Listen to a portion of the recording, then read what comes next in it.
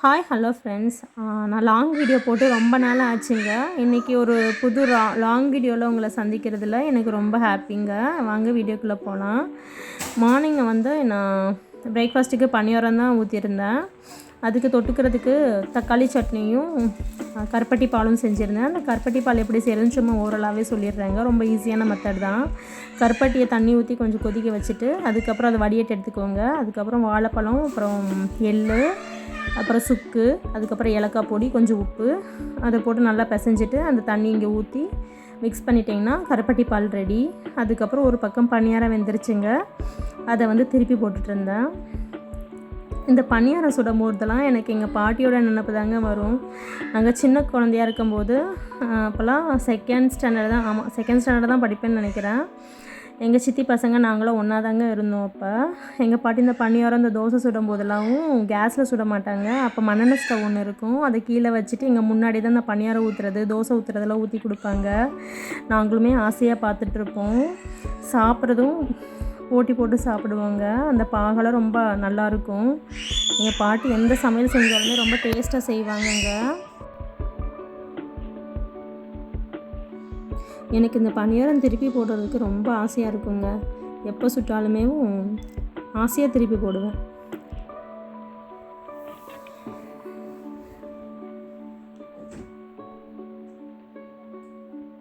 பணியாரம் வேகிறதுக்கு ஒரு 2 நிமிஷம் மூடி வச்சேங்க. அதுக்கப்புறம் பணியாரமும் நல்லா வெந்துருச்சு.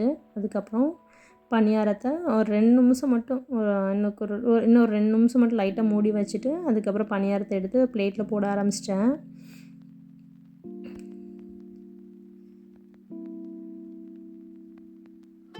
இதுக்கு ஒரு தக்காளி சட்னி வச்சுருந்தேங்க. அந்த தக்காளி சட்னியுமே ரொம்ப ஈஸி. எனக்கு வெறும் ஸ்வீட் மட்டும் சாப்பிட்டா பிடிக்காது.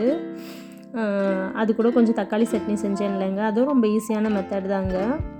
ஒரு 2 தக்காளி, அதுக்கப்புறம் வந்து கொஞ்சமாக சில்லி பவுடர், உப்பு, அவ்வளோதாங்க. கொஞ்சம் மிக்சியில் ஒரு 2 சுற்றிட்டு அதுக்கப்புறம் கொஞ்சம் ஆயில் ஊற்றி கடுகு, பருப்பு, கருவேப்பிலை, அதுக்கப்புறம் வந்து கொஞ்சமாக பெருங்காயம், அதுக்கப்புறம் அரைச்சி வச்ச விழுதை போட்டு அந்த எண்ணெய் மேலே பிரிஞ்சு வர வரைக்குமே நல்லா கொதிக்க வச்சுட்டு தேவையான உப்பு போட்டு இறக்கிட்டிங்கன்னா தக்காளி சட்னி ரெடிங்க. இந்த பணியாரத்துக்கு கூட இந்த தக்காளி சட்னி ரொம்ப டேஸ்ட்டாக இருக்குங்க. சாப்பிட்டுட்டு லாஸ்ட்டாக ஒரு 4-5 பணியாரத்துக்கு அந்த பாகு ஊற்றி சாப்பிடும்போது ரொம்ப நல்லாயிருக்கும்.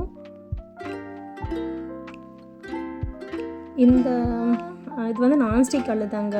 இரும்பு கல் நான் ஊரில் வச்சுட்டு வந்துட்டேன். வெயிட் ஜாஸ்தி இருக்குன்னு அதை நான் எடுத்துகிட்டு வரல. இது வாங்கி 6 வருஷம் ஆச்சுங்க. அப்புறம் பசங்களுக்கு 2 பேத்துக்குமே எடுத்து வச்சுங்க. அவங்களுக்கு 2 பேத்துக்கு ஒரே மாதிரி வைக்கணுங்க பிளேட்டில். இல்லைன்னா மேலே ஏதாச்சும் கொஞ்சமாக குழம்போ ஏதோ ஊற்றிருச்சுன்னா 2 பேருமே சண்டை போட ஆரம்பிச்சிருவாங்க. அதனால தான் பார்த்து வச்சிட்ருக்கேன்.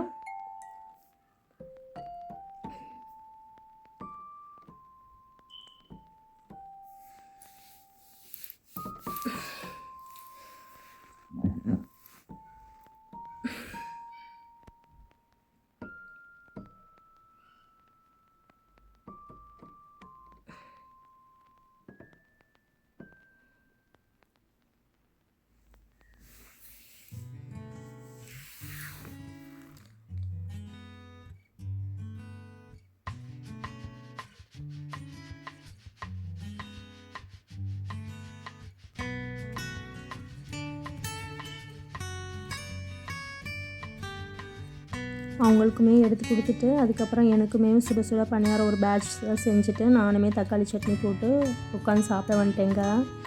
யாருக்கெல்லாங்க இந்த பணியாரம் உட்காந்து சாப்பிடும்போது நிம்மதியாகவும் திருப்தியாக இருக்குன்ட்டு எனக்கு கமெண்ட்டில் சொல்லுங்கள். ஏன்னா தோசை சுடும்போதோ இட்லி சுடும்போதோ நம்ம எல்லாத்துக்குமே சுட்டு கொடுத்துட்டு அதுக்கப்புறம் நம்ம லாஸ்ட்டு உட்காந்து சாப்பிடும்போது ஆறிடுங்க. ஆனால் அந்த பணியாரம் அந்த மாதிரி கிடையாதுங்க.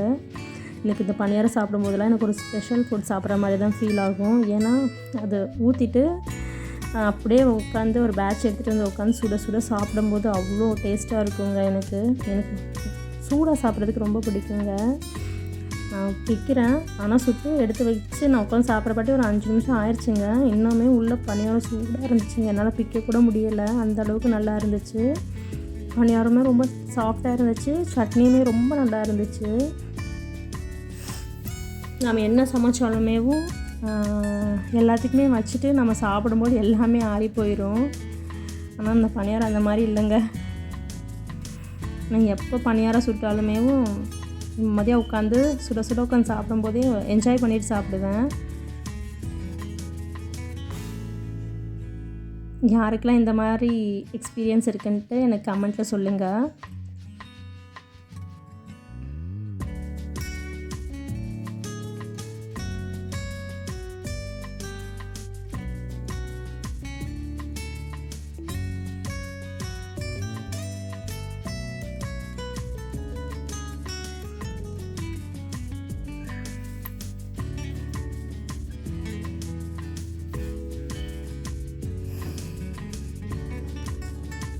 அதுக்கப்புறம் சாப்பிட்டு முடிச்சுட்டுங்க. கொஞ்சம் பாத்திரம் இருந்துச்சு, சரி அதையுமே விளக்கி வச்சுட்டேங்க. அப்புறம் மத்தியானத்துக்கு என்ன வேணும்னு கேட்டேன். ரொம்ப பெருசாக பசங்க இது பண்ணல. சரி ரைஸ் இருக்குது, ரைஸ் மட்டும் வச்சு விட்டேன். அதுக்கப்புறம் கர்ட் இருந்துச்சா, பசிக்குதுன்னு கேட்டால் அதை ஊற்றி கொடுக்கலன்னா பழியானது கேட்டால் அதையவே ஊற்றி கொடுத்துடலான்ட்டு அப்படியே கம்முன்னு விட்டுட்டேன். அதுக்கப்புறம் செடிக்கு தண்ணி ஊற்றிட்டுங்க. ஒரு 2 வீக்ஸ் முன்னாடி வந்து லேக் போயிருந்தோம். அந்த வீடியோவும் இதில் ஆட் பண்ணியிருக்கோம். அதுதாங்க இது. அந்த போகிற ப்ளேஸ் வந்து ரொம்ப அழகாக இருக்குங்க. சரி அதை உங்களுக்கு ஷேர் பண்ணலாம் தான் அந்த வீடியோவில் ஆட் பண்ணியிருக்கேன்.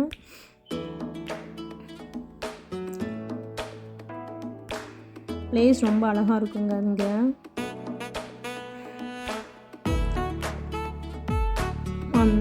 அந்த வீக்கில் ஃபுல் மழை தாங்க. வெளியவே போக முடியல, ரொம்ப போர் அடிச்சிட்டு இருந்துச்சு. அன்றைக்கி தான் கொஞ்சம் மழை கம்மியாக இருந்துச்சுங்க. அதுக்கப்புறம் தான் சரி சும்மா வச்சு காரில் வச்சு ட்ரை போயிட்டு வரலான்ட்டு கிளம்புனோம் நாங்கள். அன்றைக்கில் போய் குளிக்கலாம் முடியாதுங்க, ஏன்னா மழை பெஞ்சு கொஞ்சம் அப்போயுமே தூரிட்டு தான் இருந்துச்சு. சரி சும்மா போய் பார்த்துட்டு வரலான்ட்டு ஸ்நாக்ஸ் மட்டும் எடுத்துகிட்டு கிளம்பியிருந்தோம். அந்த லேக்கில் பிளேரியா அப்புறம் ஷெல்டர் மாதிரிலாம் போட்டிருப்பாங்க. சமைச்சிட்டு போய் உட்காந்து சாப்பிட்ற மாதிரி பிளேஸ் எல்லாம் இருக்கும். அதனால வந்து சரி போகலாம், பசங்களை கொஞ்சம் நேரம் விளையாட விட்டுட்டு வரலான்ட்டு தான் கிளம்புனோம். நாங்கள் போய் இறங்குற வரைக்கும் மழை இல்லைங்க. போய் அங்கே இறங்கி கால் வச்சு ஒரு 10 நிமிஷத்தில் லைட்டாக தூர ஆரம்பிச்சிருச்சு. இதாங்க அந்த லேக் ரீச் ஆயாச்சு. மழை ஒரு வாரத்துக்கு முன்னாடி மழைன்னு சொல்லிட்டு இருந்தேன். மழை வந்து அந்த ஷெல்டர் வரைக்குமே தண்ணி மேலே வரைக்கும் வந்துருச்சு. யாருமே வரல. எங்களை மாதிரி வந்து ஒரு சில பேர் வந்து பார்த்துட்டு திருப்பி ரிட்டன் போயிட்டாங்க. இதெல்லாம் கார் பார்க்கிங் ஏரியாங்க. இங்கே அவ்வளோ கார் நிற்கும். ஆனால் யாரும் இல்லை இன்னைக்கு. நானும் சொல்லிட்டு இருந்தேன், சும்மா ஒரு 10 நிமிஷம் உட்காந்துட்டு போயிடலாம், அப்புறம் திருப்பி மழை ஜாஸ்தியாகிடுச்சுன்னா கஷ்டன்ட்டு அவங்கக்கிட்ட சொல்லிட்டு இருந்தேன். அப்புறம் ஒரு இடத்துல நிப்பாட்டிட்டு கொஞ்சம் வீடியோ மட்டும் எடுத்து கொடுத்தாங்க எனக்கு.